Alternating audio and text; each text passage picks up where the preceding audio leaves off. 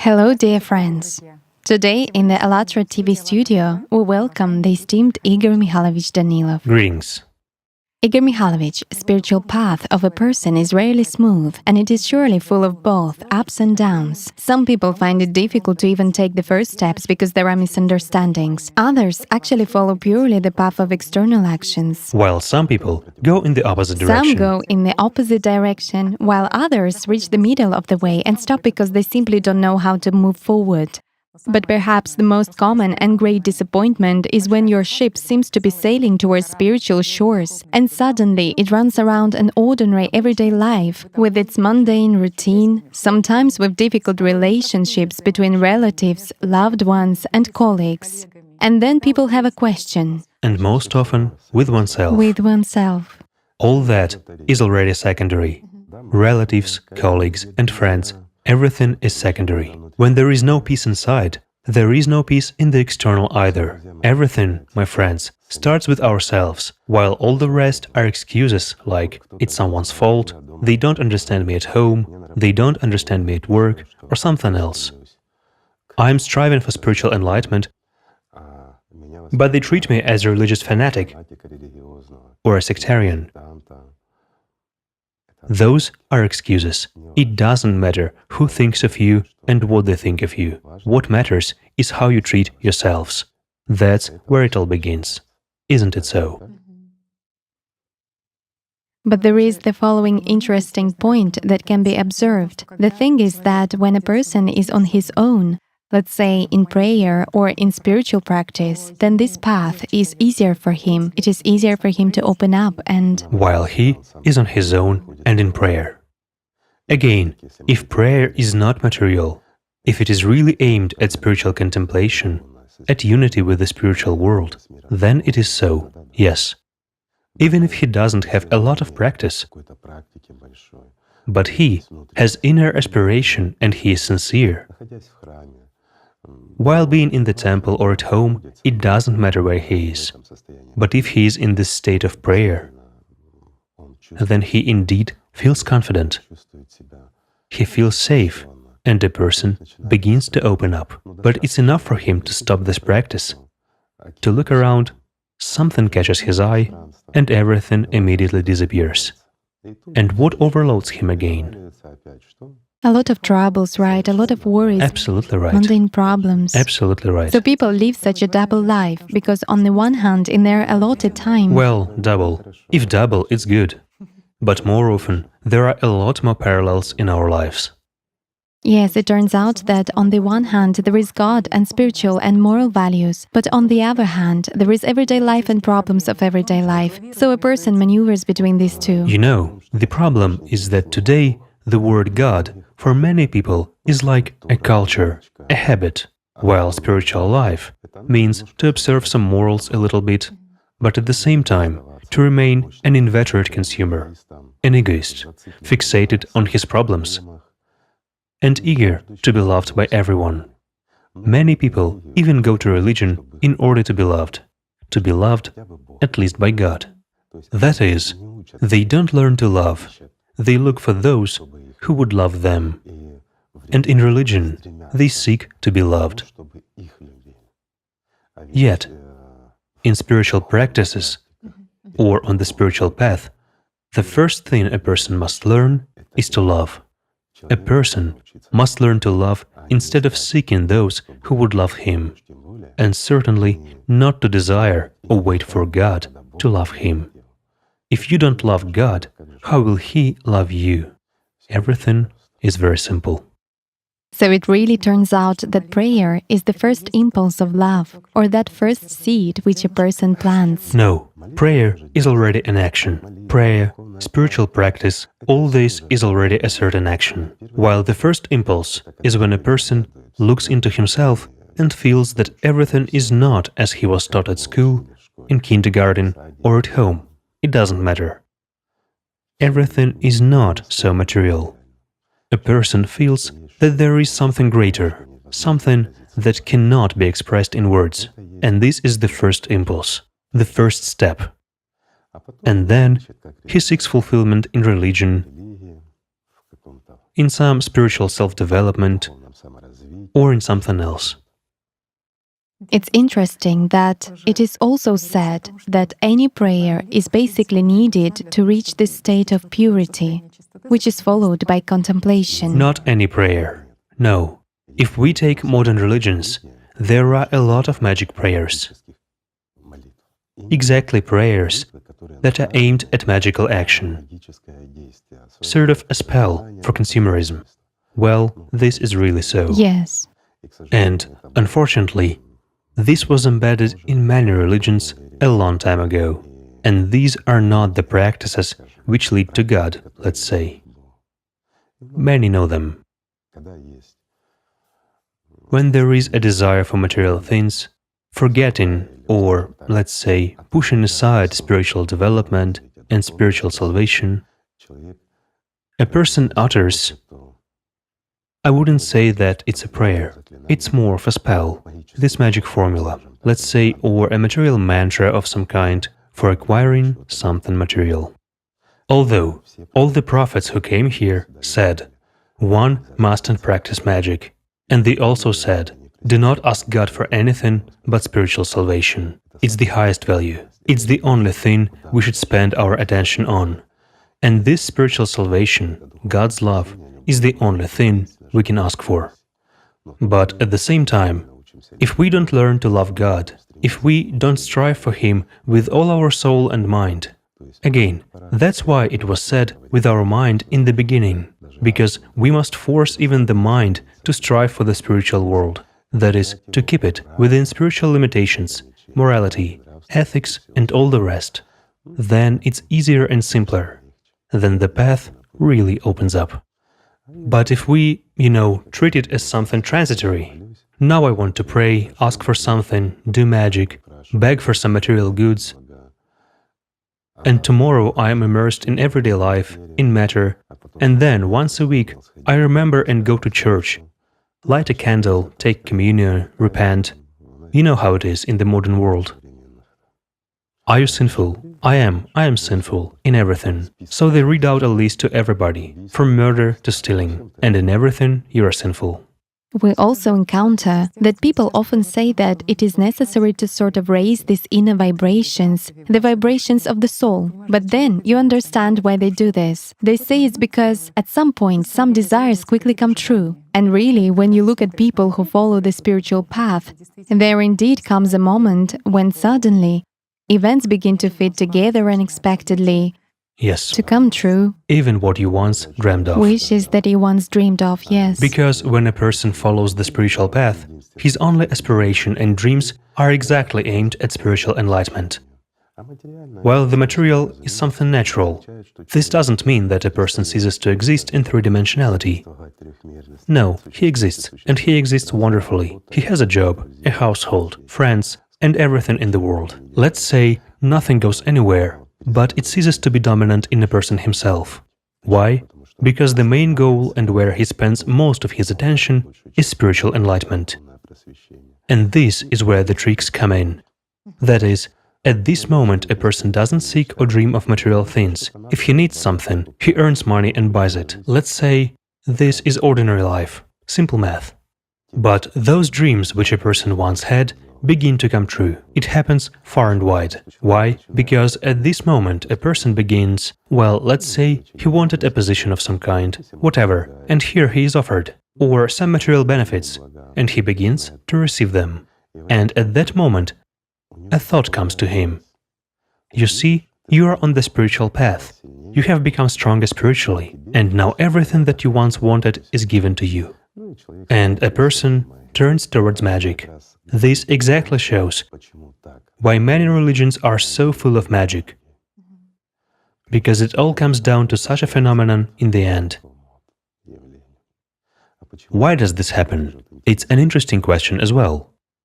However fantastical it may sound, but when a person truly and seriously embarks on the spiritual path, without playing around and betraying God, the devil tries to seduce him. And what does he try to seduce him by? By old patterns. He makes a person's dream come true, the one he had even before he took the spiritual path. After all, the prince of this world possesses everything.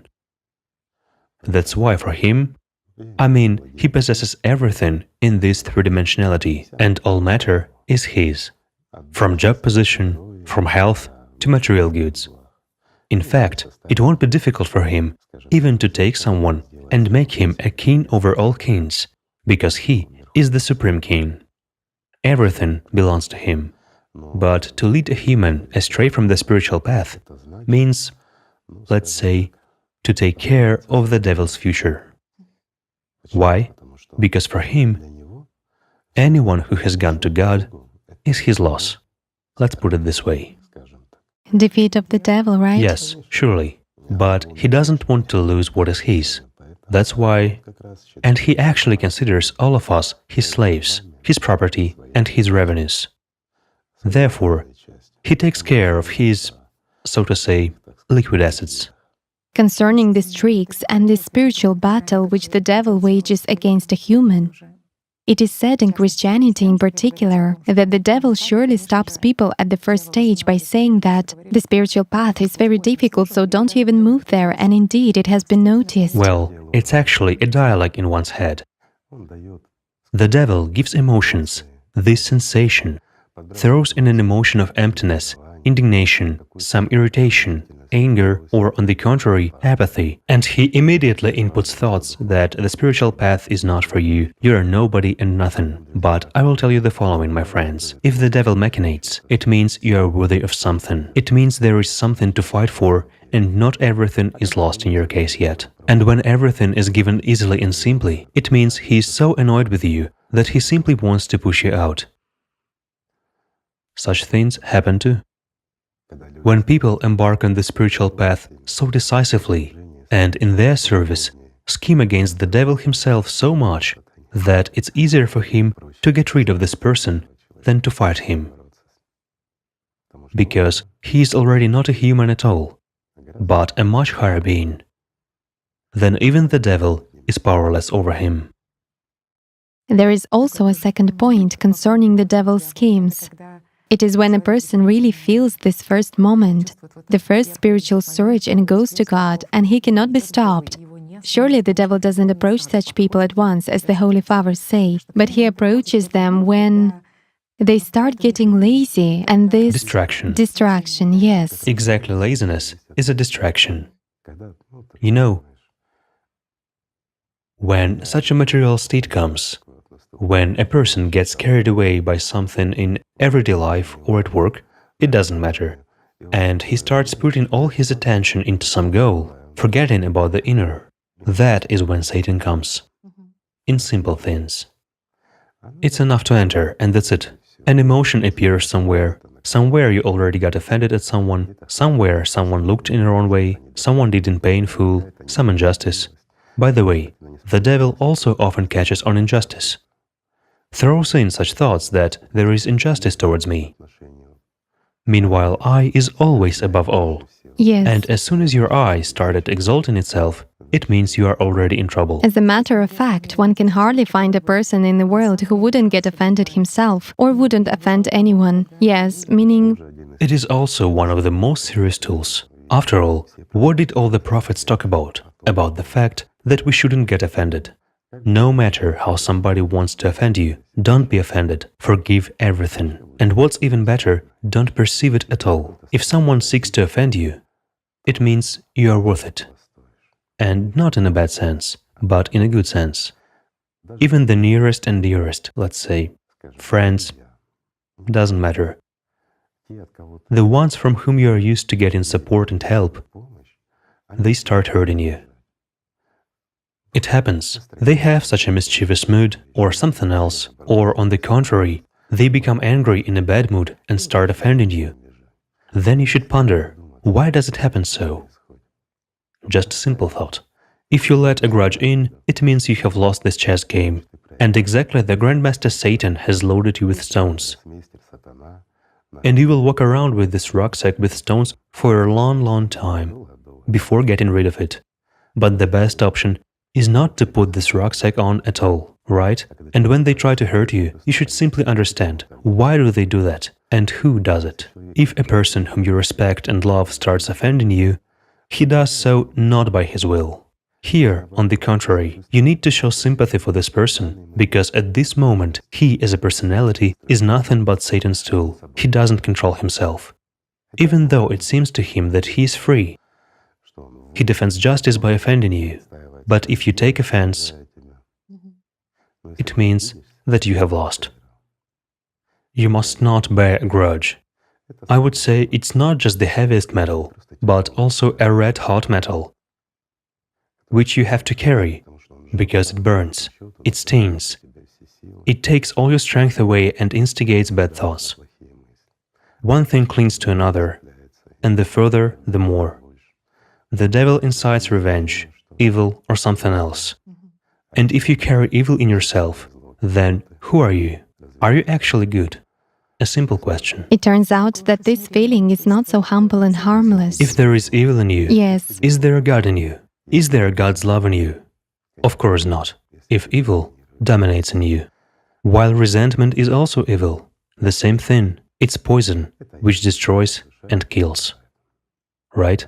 Right. There is also such a life situation. After all, most people who are offended, let's say by outer life, by other people, often for many people resentment has been lingering since childhood. They go to God for comfort. And here in the Bible, we find the words that when you start praying, you must forgive. Because if you don't forgive, then God will not accept you and doesn't forgive you either. Well, this is and right. It's a shock for people. How come? It seems like, how can He be so cruel? After all, I'm right. This pain was inflicted on me unjustly. Well, wait. God is love. He cannot be cruel. Right. But God sees love.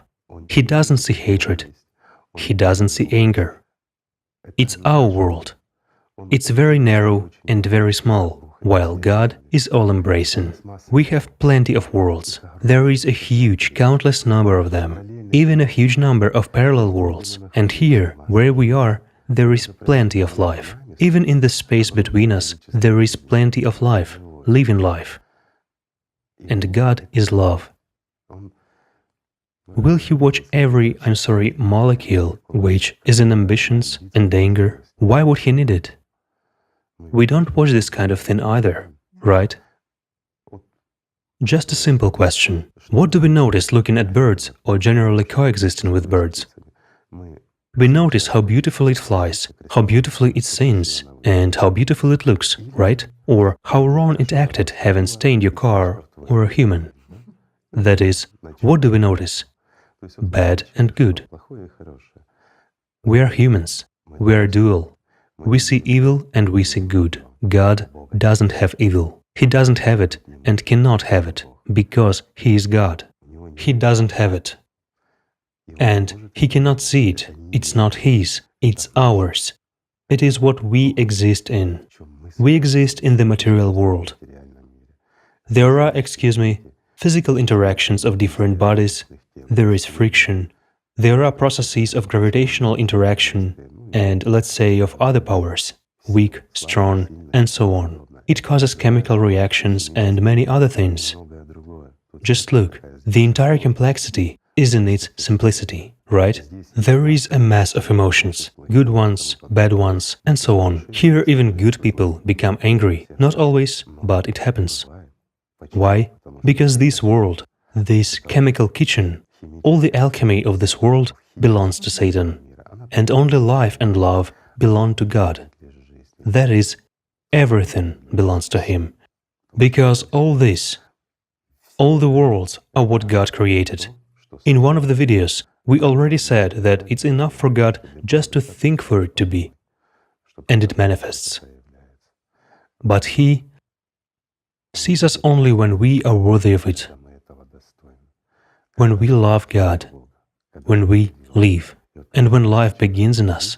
When we join the spiritual world, that is when God sees us too. You see, it's simple, and it was talked about since ancient times. Many knew about it, and there were so many saints, real saints, who comprehended these spiritual practices and really came to God.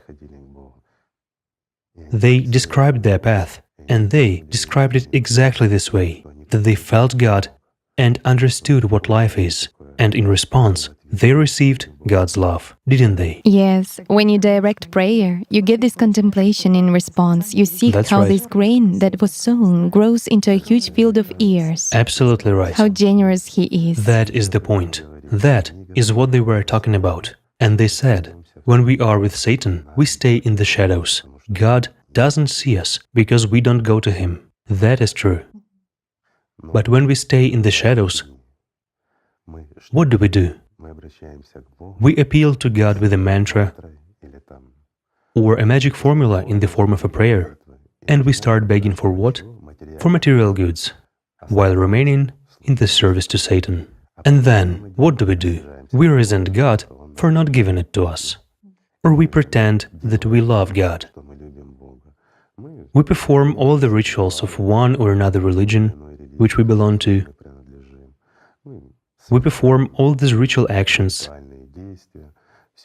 everything as it should be, as we are told, but afterwards we get into trouble. And we blame whom? God, because He closed His eyes at the critical moment and didn't see and let something happen to us. Isn't that so? Yes, shifting responsibility all the time. Simony. That is what I meant. So we engage in simony and shift responsibility, and we forget about love. What is also frightening is that we are afraid of God. Isn't that so? It is. And then we think, why doesn't God love us? And why is there no life in us? After all, it's very easy. When a person lives with God, he is never alone. He never has sadness and grief. All he has to do is to look inside himself. And there is boundlessness, there is life, and everything external simply ceases to exist. This is really so. This is true prayer. This is precisely the divine component which awakens in each of us. Because in each of us there is a particle of the spiritual world, isn't it so? In Sufism, they say that when you go to Him, He rushes towards you. So great is this response, and so great is this joy of meeting. Of course. And how wonderful He is. Yes. But it is us who put obstacles for ourselves on the way to spiritual salvation. In fact, on the way to life. By our choice, our laziness, in fact, by listening to the whisper in our head. After all, the devil hasn't taken any of us by the scruff of our necks and hasn't pulled us out of heaven, has he? Does he really do anything? No. He merely throws in a thought. He merely makes us feel some emotion, hatred or envy. He forces us to live by anger, not to live, but to exist. It is bread for him, and it is life for him, while we forget that everything living in the shadows feeds owing to our weakness, owing to our lack of spirituality, and owing to our betrayal of God. As a matter of fact, when we stand in opposition to God, we betray Him. That is, we betray the Lord when we start serving Satan. Isn't that so? When we are angry, are we actually with God? When we envy, are we with God? And when we take offense, and when we start performing a prayer practice while being offended. It is said that the prayer of a rancorous person is the same as sowing on a stone, meaning it's fruitless. In this case, they tried to sort of say a wise thing, but they said a folly. Sowing on a stone is a destiny of prophets, or those who truly serve God. Those ones carry the grain while serving God. Whereas the one who performs spiritual practice in rancor simply engages in foolishness. In other words, he practices magic, because in rancor, in anger, a person doesn't ask for God's love and doesn't strive to love. He asks for something material. He again starts using these magic formulas and mantras. This is not prayer. These are appeals to Satan. There is also such a point that in Islam there are such words that the most hateful to Allah is a person who is implacable in disputes. I would also like to talk about this because that is pridefulness. What is a dispute? It is defense of one's point of view, defense of the truth or something else. I'll put it this way, my friends. When a person knows the truth, he doesn't argue. He merely observes the one who is mistaken. He can support, he can share an opinion, but to prove to a person who doesn't know the truth that the truth exists, that is ridiculous. Why? Because the one who is convinced that he knows, though he doesn't know, he always defends because he actually understands that he doesn't know the truth, but he tries to impose his opinion through his aggression. A dispute is a lack of knowledge, a lack of experience, isn't it? But when a person has experience and true knowledge, he won't enter a dispute with anyone. That is why it is actually said that those who argue are hateful to Allah, yes. Yes. That's right. Why? Because the only one who wins a dispute is Satan. Isn't it so? Although many people think that in disputes truth is born, and they try to figure out, is this really so or not? Dispute and dialogue are different things. When we try to figure out where the truth is, we compare and analyze. We are on equal footing. We have no emotions and no negation towards each other. We don't have pridefulness and superiority over one another, while the whole dispute and the essence of dispute is when two egos are arguing. Any ego tries to exalt itself over another ego. You know, it's the devil's swing, meaning he elevates one, then the other one, while in fact both pay tribute to him, and they pay tribute with their lives. This is foolish and ridiculous.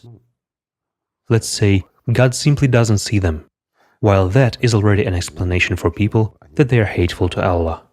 Allah doesn't see them. They don't exist for Him as long as they are in the shadows. Do you know how I would compare this? Such an association has come. Imagine that Allah is the sun. After all, in the past, the sun was called Ra, associatively. So the sun is shining with straight beams, and it sees everything that is in the sun. But there is a shadow, that which is hidden from the sun. So everything that is in the shadow is hidden from Allah's face. Cool. Thus, it's simple and easy. Be in the sun, be before Allah, love Him with all your heart, and He will see you, because you become like a rock, like a huge mountain that is shining itself. It is impossible not to notice such a thing, but when you hide in the shadows, you are like a mouse under a skirting board or under a wardrobe. How can God see you when you serve Satan? In no way.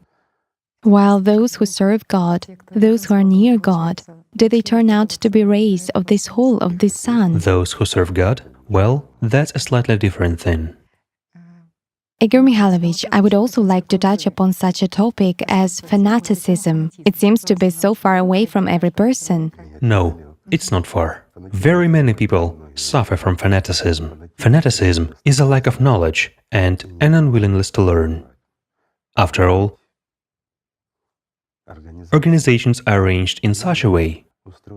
I mean, those dealing with the spiritual development. They are arranged in such a way that everything they do is aimed at development of the organization itself and at supporting its authority, its power, the power of the organization itself. Therefore, these organizations are interested in their adherents to be fanatics.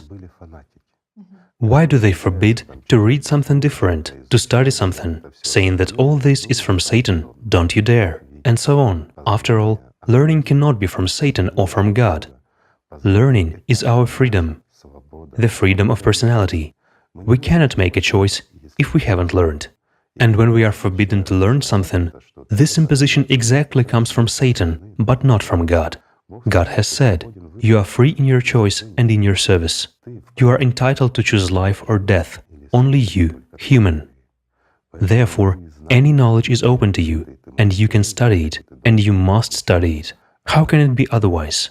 Yet, when there is prohibition, it is definitely the devil's hand. But then, a person becomes a fanatic. Here is, let's say, certain literature for you. Here is an action plan for you, a guidance for life, while everything else you should brush aside, and then you will be saved. That is, they give a very simple and easy formula. It is enough for you to follow certain rules that they have told you. For example, certain clothes, a certain hairdo, a certain behavior in everyday life.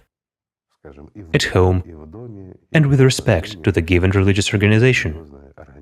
And that's it. Heaven is guaranteed to you. Do you see what the point is?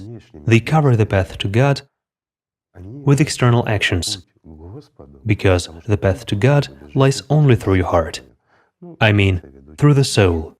That is, through the internal. They cover all this with an external action and impose that everything else must be denied. And the person becomes fanatical. Why fanatical? Because he's empty inside, and he knows that. And here is the biggest paradox. A person internally knows and understands that he hasn't found God, that there is no power in him, the power of love itself, but there is a certain set of actions in him. He understands that if he acts this way, for they actually told him, but he forgets that it is people who told him, not the prophets. It is not God's prophets who told him to be like this, but it is people who speak on their behalf. And the person is simply convinced, having chosen an easy way for himself, which is supposed to guarantee and ensure normal existence for him afterwards, or a free pass to heaven, sort of a passing ticket. He actually becomes a fanatic, defending these delusions. These are very convenient people for an organization. While in the spiritual sense, let's say anyone who really engaged in spiritual development expanded their outlook on other religions and on everything else. And so many saints who really came to God through spiritual knowledge were ordinary people. But eventually, they came to an understanding that God is one, to such a universal formula, right? That all prophets are from Him, and they said the same truth. They came with the same purpose, and they came not to some chosen nation, but to everyone. And they talked to all people. Saints came to a simple understanding that God is love, while everything else is intrigues of Satan and his slaves, or rather, it is the intrigues of Satan through the actions of his slaves. This will be more correct. As a matter of fact, being in Satan's slavery, we ourselves do all this. We distort the truth. We enslave our own personality with our consciousness, and we also strive to enslave others. In the hope of something better, we lose the truth. Indeed, there actually exists no monopoly on the truth. The truth cannot belong. And there cannot exist. The truth belongs to God. No one, even the devil, dares to encroach on it. But nevertheless, it is mangled. It is distorted. People are people. So fanaticism is an extremely dangerous thing. It doesn't lead to God. Fanaticism leads exactly to hell. This is really so. A person is always filled with hatred, yes. Right. If we look at fanatics, evil predominates in them, hatred predominates in them, and there is no love in them. Yes, intolerance towards a neighbor, towards his point of view. Many people noticed. I'll give a simple example. In many temples, we won't select any religion. That's the trouble of all temples and all religious organizations. When there always appears someone overly spiritual, enlightened, a bodhisattva or, let's say, a saint who rebuffs everyone, growls at everyone, and he is fierce like a dog while being in God's temple. Well, who hasn't encountered such people? He sets his rules. He sets the rules, exactly. Yes, such a thought has also come that, indeed, fanaticism from the perspective of being such a definite defense of one's position, one's point of view, and intolerance towards another person's point of view, it is also a phenomenon of everyday life. As a matter of fact, it turns out that in all these disputes, in family and everyday life, each of us is basically a fanatic of consciousness. Of course. In other words, we remain manipulated by Satan. Yes. It doesn't matter what the reason of our dispute is and what we defend. Just look how people argue and defend. If you yourself want to argue, what awakens inside? Where does it come from? After all, if we look even at the human structure or at subjective physical sensations, everything is identical. Where it arises, how it moves inside the body. It's just that people, you see, I'll put it this way, people have been weaned from looking. People have been trained to listen. Yet, the difference is huge. When a person looks inside himself, when he observes those processes which take place, how this anger or hatred or an eagerness to argue kindles in him, how these energy waves go on, and what their color is, Because in this world, everything is nothing else but a digit and a color, right? And we again come to what? To those very vibrations. Everything happens this way, a simple and elementary way. As soon as a certain emotion starts seizing you, look where it comes from and what it will give you. I mean, in this case, it is necessary to look at the causes and consequences. Even if there are no consequences, there is still a cause. A desire to argue or to prove something emerged in you. It doesn't matter what it relates to. A recipe for cooking some dish or a spiritual aspect. Doesn't matter. Everything is identical. But you are trying to defend something of your own. What is boiling up in you? That's the question. It is boiling up. Right. A chemical reaction occurs in you. Again, with the redistribution of certain energy. Right? You get drawn into this process. And you already become dependent on this process. Why is it very difficult to withdraw from a dispute? Because there is the dominance of selfishness. Isn't that so? It is. Debates gain a special heat when there are also course. spectators around. Oh, if there are spectators, then all the more so. Because you have somebody to pose before. Again, what is it? Selfishness, pridefulness, and all the components of exactly human worthlessness. To infect another person, yes. Or I would put it this way, all the distinctive features of Satan's slave. Right. After all, based on observations as well, when an interlocutor defends a certain point of view, you actually trace how a desire to defend a completely opposite point of view arises. You know, like quantum entanglement in physics. Of course, even if you know that you are definitely wrong. Plus here, sharp minus there. Minus is immediately manifest there. How can it be otherwise? Yes, and vice versa. Because these are material particles. The same is with people. They are material. As soon as an interconnection occurs, while interconnection is, pardon me, not just love or some desire or aspiration for something, it is also hatred, it is also resistance, it is also, as they say, sporting passion to win over somebody, meaning such a confrontation. All these are actually components of one and the same dish, Satan's dish, that we are, in fact, we, humanity, are actually his kitchen. I would also like to talk about gratitude, because the following is said about gratitude. In particular, in Sufism, they say that it's the first step towards God. And in Christianity, I also encountered interesting words that thanksgiving, meaning to God, both for oneself and necessarily for one's neighbor, gets a person off the ground and turns people into angels. For one's neighbor, it's already added, thanking God for a neighbor is an element of magic. And it was already added by those very religious organizations. Look how subtle substitutions take place. After all, why have I called Satan the grandmaster of this world? Because he is very smart. He has existed for billions of years. He has seen many people, and he has seen everything. That's why the function of this program is to delude us.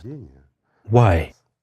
If we are not worthy, and if we go for it, hence, we don't have the right to enter the spiritual world. We are weak, we are immature, and we don't deserve being a part of the spiritual world. Now, I'll digress a little bit and simply try to explain. Imagine, let's take the example of stones.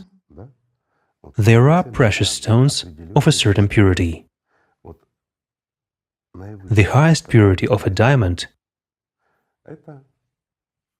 that's one thing, while there are diamonds with inclusions, with impurity, and the price sharply decreases. Why? Because they have inclusions. Can they be compared in price or in something else in such a case? They cannot, right? Yet there is glass. It also resembles a diamond. It resembles, yes. But it's not worth anything. Is the difference clear? Yes. The same is here. Thus, the worthiest, the purest and the solidest ones deserve to enter the spiritual world. Whereas those with inclusions of desires, impurity and selfishness, well, how can such people be let into the spiritual world? They will not be equal among the equals. Right, or a glass counterfeit. Or just a counterfeit. Simony that shines like a diamond, but it is actually a glass kipha. Right? So, what does the substitution consist in? When a person thanks God for himself, and necessarily there is an inclusion for another person too. Do you understand? It is natural that a person should thank God.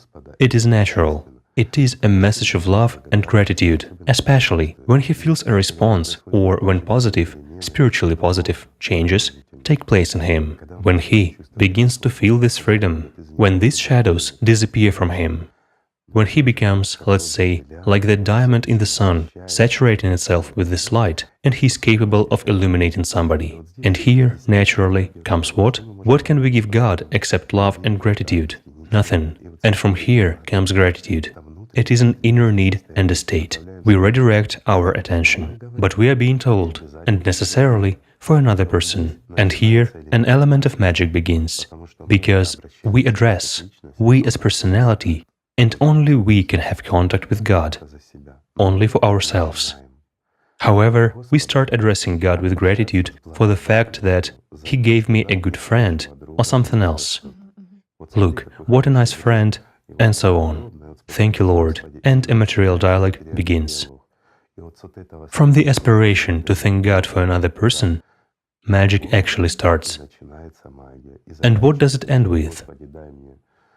Lord, give me health, give me comfort, give me as much love as possible, give me material goods. The emphasis is shifted. Money, power, sex.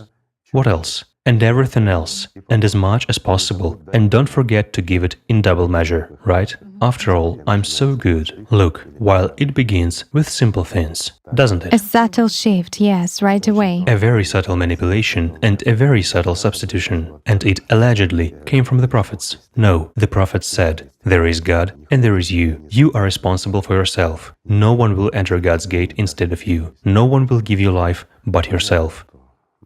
It is clear that such personalities as Jesus Christ had an opportunity to grant life to somebody, or messengers, or the Holy Spirit. He certainly can. The point is not in them. The point is in us, ordinary people. Can we really give anything to anyone? In this world, we can. In this world, we actually must give. And when we start serving God, yet, what does it mean, serving God? It is when you yourself have understood, and an aspiration and a desire arises in you to help someone. Here, we can help.